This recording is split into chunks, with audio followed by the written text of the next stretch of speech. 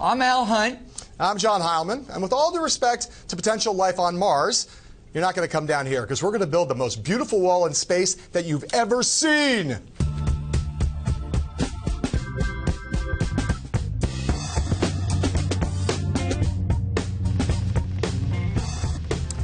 Happy National Drink Beer Day, sports fans. My favorite day of the year. And I am absolutely serious. It is, in fact, that day. And so are Barack Obama and Vladimir Putin. Totally serious, that is. This is a picture of the two presidents clinking glasses at the UN. Sure, it's not beer, but everyone knows it's impossible to get through a whole day mingling at the UN without a buzz. And speaking of mingling, Putin is plunging into Middle East affairs with an intelligence sharing agreement among Russia, Iraq, Syria, and Iran. On top of that, Putin trashed Obama's policy on Syria in an interview with Charlie Rose. Here's what each of them said today about Syria, speaking before the UN. When a dictator slaughters tens of thousands of his own people, that is not just a matter of one nation's internal affairs. It breeds human suffering on an order of magnitude that affects us all. Yes, realism dictates that compromise will be required to end the fighting and ultimately stamp out ISIL. But realism also requires a managed transition away from Assad and to a new leader. We think it is an enormous mistake to refuse to cooperate with the Syrian government and its armed forces who are valiantly fighting terrorism face to face. We should finally acknowledge that no one but President Assad's armed forces and Kurds militia are truly fighting the Islamic State and other terrorist organizations in Syria. Al, these speeches are all chamber music today, kind of the overture to the private meeting that's going on literally as we speak between President Obama and Vladimir Putin. The U.S. and Russia have not had great relations over the course of Obama's term, but it's getting worse and worse, seemingly. My question to you is whether, because of these moves by Russia related to Syria, is there a chance that there could actually be a thaw, or are things just going to keep getting worse? It's not much of a chance, John. Putin doesn't have our best interest in mind.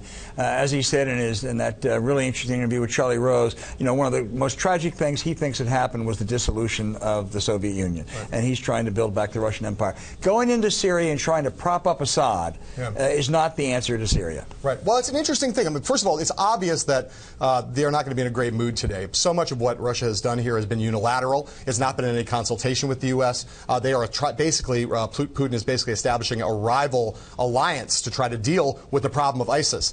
On the other hand, dealing with the problem of ISIS is a big problem. It is. And you wonder, President Obama is in a very difficult place here, kind of having to choose between which priority matters more to him, getting rid of Assad or fixing the ISIS problem. It's possible that they can find, I think, some common ground, but it's going to be very difficult for them to get there. I hope you're right, because I don't think you can defeat ISIS as long as Assad is in power. Yep. That's the conundrum here. Well, and if they could thread that needle, it would be quite a feat. I'm dubious. There are some in the U.S. intelligence community who think that the worst thing in the world would be, in fact, for Assad to go right now, because ISIS would flourish in Syria under those circumstances, and that there might be a sequencing here where you could sort of you could back off. You could still say officially we're for Assad going, but you could back off the pressure to try to get him out, deal with the ISIS problem, and then focus on Syria later. Okay. This morning, aspiring wall builder Donald J. Trump called the press to his eponymous tower with a big announcement. He's got an idea for how Americans should pay taxes. His plan would mean no income tax for anyone earning under $25,000 a year, reducing the number of tax brackets to 4, limiting income taxes for businesses at 15%, and eliminating the estate tax, or to use the ghoulish, cliched alternative label that the rich people like to use, the death tax. Here is how the Donald himself described it. I wouldn't say populist at all. I would say I'm a man of common sense. I'm cutting taxes. I'm going to create a lot of jobs. I'm going to get rid of a tremendous amount of waste. And I'll tell you what, the waste that I get rid of, is going to have a huge impact. And I'm not even putting that in my numbers. So I think it's going to be terrific. Al, the question is always when we get a candidate who puts forward a policy proposal, I ask you, is this terrific policy or terrific politics? Let's take the policy first, John. Yeah. It is a fraud. A total fraud. He's talking about giving tax cuts to the middle class and helping the working poor. It is crumbs for them and caviar for the rich. Right. He will say he's ending the carried interest loophole, but he lowers the top rate to 25%. Right. Doesn't really end it. Right. Ends the estate tax, which goes to about 1/2 of 1% of the richest Americans. This is an absolute. It's actually traditional GOP supply side politics. And Grover Norquist loves it. And this is where I think it gets to the politics question, right? I mean, first, Trump's posturing as a populist, as a different kind of Republican. Last night, 60 Minutes asked these questions, but some concern this might actually be kind of almost a liberal tax plan. Right. Turns out to not be true, as you have laid out. Exactly. It is a plan to the right of Jeb Bush's tax plan, to the right of almost anybody's tax plan who's currently in the Republican nominating contest. It might therefore be okay politics for Donald Trump, because the truth is a populist style twinned with a real hardcore Republican conventional policy agenda, that could be a winner. Well, it could be, but let's not forget he also says politically he is going to go, he's not going to cut entitlements. That might be a winner, too. He's going to massively increase defense spending, and then he's going to have a huge revenue-losing tax plan. Guess what? A lot of debt there. Yeah, a lot of debt there. I got to say, I'm not sure there's any way I can imagine that this will be revenue neutral, although he claims it will be. Anyway, no way. John Ellis Bush has invited his top donors to Miami for a fundraising pledge drive. Even though Jeb is polling behind a candidate who didn't even make the cut for the first primetime Republican debate, that would be Carly Fiorina, his advisors are all zen about it because they think the money game is theirs to lose. Al, a lot of talk about money on Jeb's side. The candidate himself talking about how the TV ads are going to save him. His campaign manager, his super PAC guy. Is money going to be the thing that can save Bush despite all of his other demonstrated defects? Boy, if he doesn't overcome some of those defects, no. John, let me give you one name, which will be a voice from the past. This is when you were a toddler. Ada Mills. Yeah. Who was Ada Mills? She was the one delegate that John Connally, who spent $11 million. Yeah. He was the big money man in '79. He got one delegate. Yeah. Now, I think Jeb's going to do better than Ada Mills. Yeah. But if he doesn't win one of those first 4 or 5 contests, all that money isn't going to matter. Well, in the end, the dog's got to eat the dog food, right? Right. And the fish got to stay in the tank. So, exactly. Look, I think they are right to argue that if this is an elongated nomination process, that having resources matters, and that Bush, if he can catch on with voters in the interim, will be very well positioned to be the establishment alternative to Trump. The question, though, is that big if in the middle there, if he catches on with voters. Right. And so far, at least, since he's been an announced candidate, there's been not very many signs that Jeb Bush, what he's selling, Republican voters want to buy. Well, that is the key. If it's a long process, as you say, we go into March, and there's 3 candidates, and Jeb is one of them, that money will matter. Yeah. But he's got to be one of them. He's got to win, probably he's got to win New Hampshire. He's certainly got to win something early on. Got to win something. Got to win something, as you'll remember, not just John Connally, Phil Gramm learned that you could raise a lot of money and not be the Republican nominee. All right. It may be the case that the happiest thing John Boehner did as Speaker of the House was meet the Pope. He was clearly moved by it because in his exit interview on Face the Nation yesterday, Boehner was talking about some people in the Republican Party when he referred to the biblical verse that advises to beware of false prophets. Meanwhile, today, the odds-on favorite to replace Boehner, Kevin McCarthy, announced in a letter that he is, in fact, running for Speaker. Al, here's my question for you. We'll probably have a new speaker in Kevin McCarthy. We will have a new speaker, but it might very likely to be Kevin McCarthy. We got a bunch of stuff to get done in the very short term. Talk about not just whether that short-term stuff will get done, but more importantly, in the long run, is life after Boehner substantially different than life with Boehner? Not a bit. Kevin McCarthy will be more cheery. He's an upbeat kind of a guy. Yep. He is fun. He doesn't drink as much Merlot. But other than that, it won't. But change. who does? Well, that's true. Who does drink as much Merlot? That's true. It won't. Not change, even you. because it doesn't change the caucus. The caucus is the same. They'll get through October. I think they'll get through the funding. They'll get through the debt ceiling because of Boehner. Yeah. He's willing to bite the bullet on that. But I think Kevin, who's just a magnificent politician, is going to have the same challenges that John Boehner did. Yeah, I totally agree with you on this one. There's no doubt about it. The underlying dynamics are what they are. The conservatives are emboldened, I would say, by Boehner's departure. They are going to go seeking new scalps. At the moment, they don't have a speaker whose scalp they can seek, so now it looks like they're turning their fire on Mitch McConnell. And those dynamics that have plagued the House could now start to plague the Senate in the same way. McCarthy will be a new figure trying to deal with this, all in the context of a presidential campaign that I think will just exacerbate all these dynamics. I think it's going to be an ugly, ugly, ugly thing. It's going to be an ugly session, and it may impact the presidential race because Republicans said we're here to govern, and if they can't govern, that's going to cause difficulties. Absolutely right. All right. CNN, it turns out, we learned today, will allow Joe Biden to be in the first Democratic debate of the season. That is, if the vice president decides to get in the race by game day. In a moment, we will talk to Robert Wolf, a major Obama fundraiser who met recently with Biden. And we'll talk to him about the Democratic race and a lot of other things when we come back.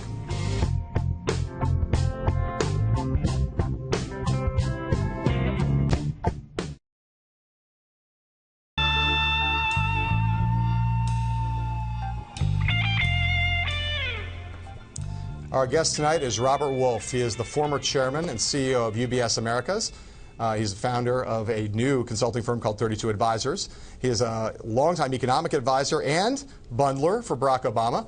And even though he is currently and officially in Hillary Clinton's corner, he met with Joe Biden a few weeks ago in New York City, a meeting that I wrote about for BloombergPolitics.com. Robert, I know after that story came out, you heard from a lot of different people around the world, of the world of politics on the Democratic side, from every possible camp. My question for you is, what have you heard from the Clinton camp since that article appeared? Well, you know, I'm supporting the secretary, and I saw her when I was in the Vineyard, and over the last few weeks, I sat down with John Podesta, who chairs Hillary for America. I've had a lot of good exchanges with Uma, who's her chief of staff and confidant, and have heard from the secretary, and is going to be meeting with her probably within the next week or so. And it is the case that at the time that you met with Vice President Biden, none of those things that you just described had occurred. Well, I just got back from the Vineyard. Yes, the answer those things, I just want to place the Vineyard thing in time. We're just saying the article appeared, and there has been a lot of outreach. Here in the Vineyard, how often do you get to see, the secretary? There's been a lot of outreach. There's been a lot of outreach from the Clinton campaign showing their love to Robert Wolf at this moment. That's fair to say. I would like to say that there was always a good relationship there, but I'll let you say it how you want. Have you heard anything more from Vice President Biden since that one meeting in New York City? No. No. What's your gut right now as the clock ticks about whether Vice President Biden is going to get in this race or not?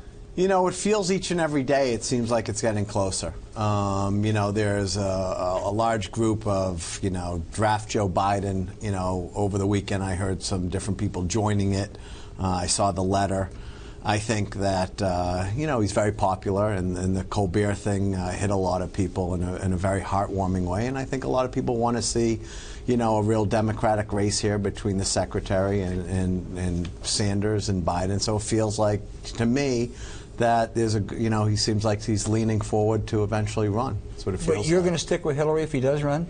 Yes. You are. Do you think it would be good for the party and good for Hillary if Biden gets in? I mean, listen, I think it's good to have a real primary. I think if the vice president wants to go in and his head's ready to go in, then, I think it will be good for the debates. It will be good, to have people see different platforms. I think having a few more. You think it would be actually good for her? I think whoever the candidate is coming out of a tough primary is going to be better for the general. So, yes, I think that would be probably better for the secretary or Vice President Biden or whoever else may have an opportunity to win. Robert, let me turn to policy. John mentioned you were a policy advisor to Obama. I think you're pretty supportive of what he's done over these 6 years. What is the next agenda, the next economic agenda, whether it be Clinton, Biden, or someone else? I think if you spoke to the president, he would feel good about a lot of, the beginning things he started with health care and jobs, like the auto sector, coming more to fruition each and every day. But I think to extend that, I think if you, in retrospect, one thing he really wanted was the idea of infrastructure in this country. Never got his National Infrastructure Bank forward. Which you're a big supporter. Big supporter. Never got his financing authority forward. And the truth is we have trillions, $3 trillion plus of infrastructure. And I don't just mean roads and bridges. We're talking about next generation GPS. We're talking about, fiber being laid everywhere. So that would be at the top of any agenda. Yeah, and so I think, and by the way, Al, as you mentioned before, it's the greatest multiplier of GDP is infrastructure for every dollar spent. Let me quick question about the Fed. They didn't raise interest rates. They may do it in December. Should they? And you think Yellen has basically handled it right? Actually, I was not a supporter of the Fed raising rates because the volatility has been incredible. I think the global growth has been slowing. IMF came out with a forecast that's slower than norm. I actually would not be for raising in December. I don't think it's a good timing. They're going to raise, but I would probably wait till 2016. I don't ever think going into the holiday season, the Fed raising is a good thing for anyone. You want the consumers back at the table spending. And actually, I'm nervous about rates. Today, China came out. I know you guys were going to maybe talk about China, but China came out with slowing manufacturing. You know, that's not a good sign for global growth right here. So I don't think by waiting another few months, you know, is going to change the direction we're going to be in a raising rate environment. Let me ask you real quick, like 20 seconds. What do you think about the Trump tax plan? You know, I've seen the headlines. It seems like he is narrowing the base and lowering the rate. My guess is Simpson Bowles would crush this and say that it's going to add trillions to the deficit. I have not yet seen it. It would be surprising to me you can lower the highest rate from 40 or 39.6 to 25, corporates from 35 to 15, have a 10% one-time tax and think that we're going to lower the deficit. Doesn't seem to make sense to me. All right, Robert, we got to go. I could talk to you all day. Thank you for coming. And when we come back, Detroit and David Marinus after this. Yes.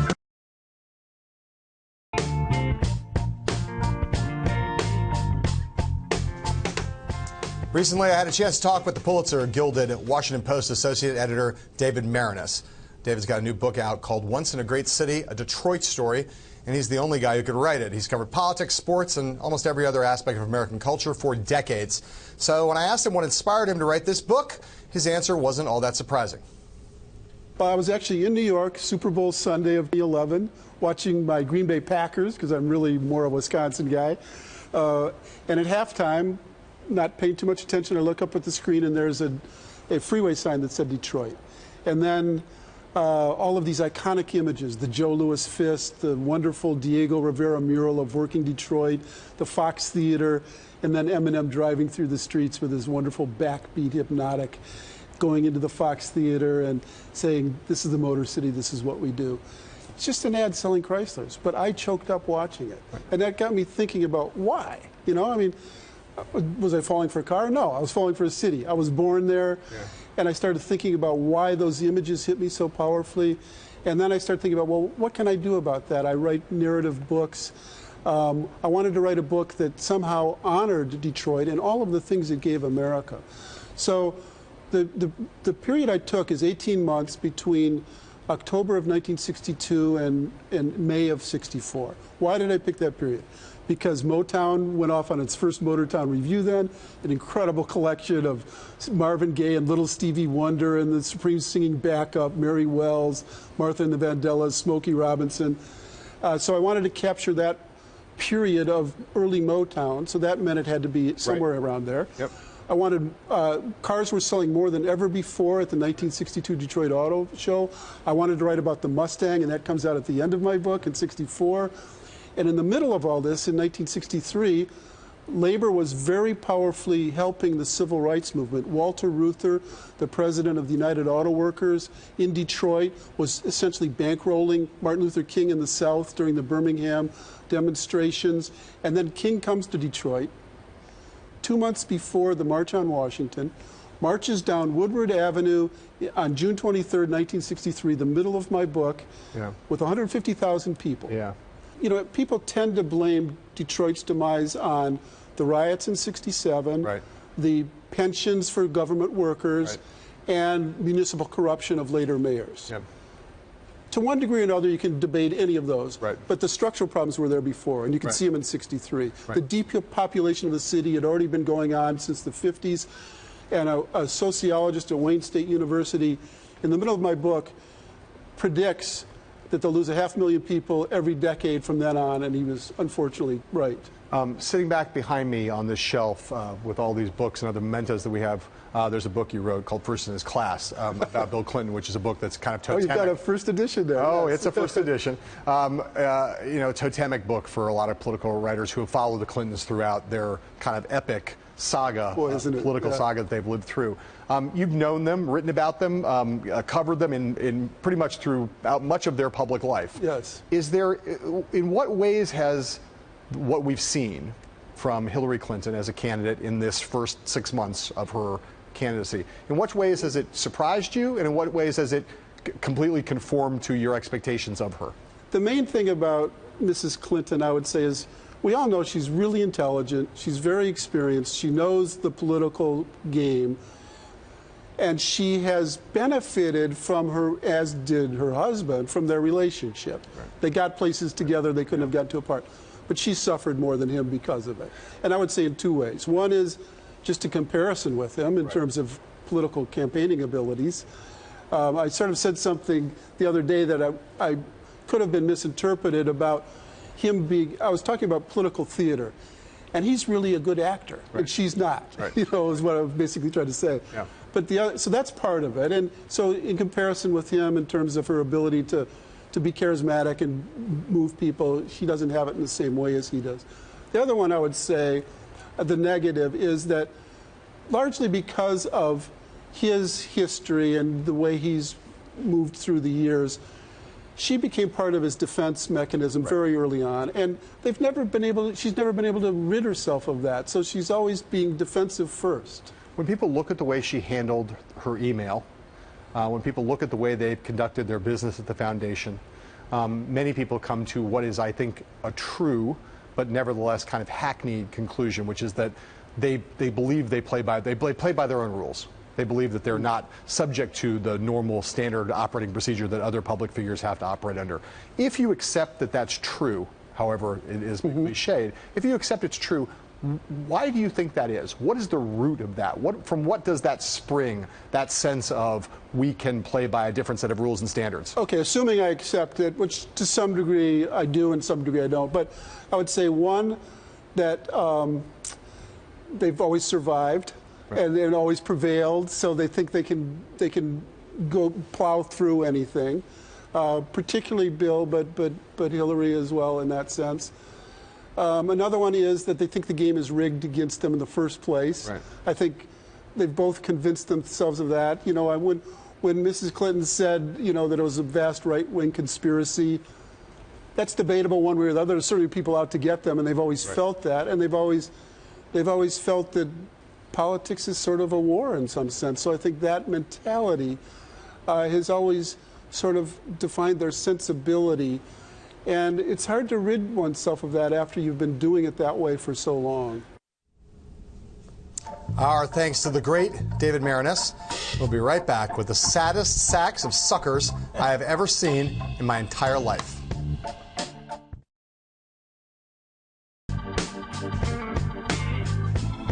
Boy, the Washington Nationals are just the worst.